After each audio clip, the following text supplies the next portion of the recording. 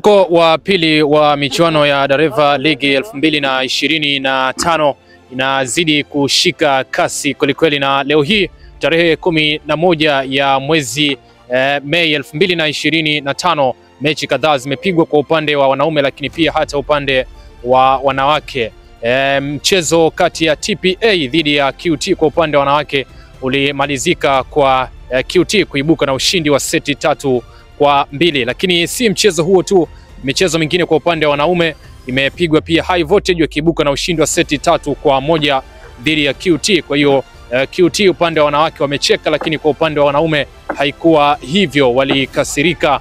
Lakini JKT wakiwanyuka Tanzania Prisons kwa seti 3-1. Lakini pia mchezo mwingine kwa upande wa Serie B, Giraffe walikichapa dhidi ya IP Sports, na mchezo huo IP Sports waliibuka na ushindi wa seti 3-0.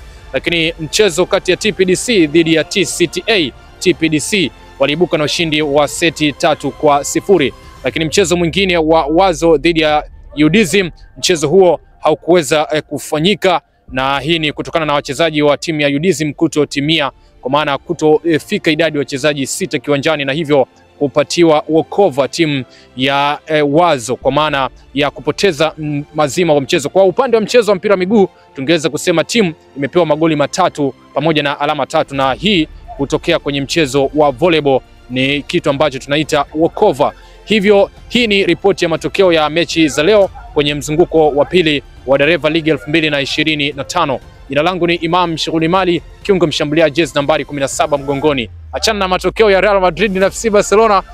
Hii ni ripoti ya Dareva League 2025. Nyuma ya kamera ni Juma Miraji, fundi mitambo ni Faraji Haruna Habib. 255 World, bahari ya michezo. Tufuatilie kwenye mitandao mbalimbali ya kijamii, YouTube, TikTok, Instagram, X kwa sasa, zamani kama Twitter, kama 255 World, bahari ya michezo.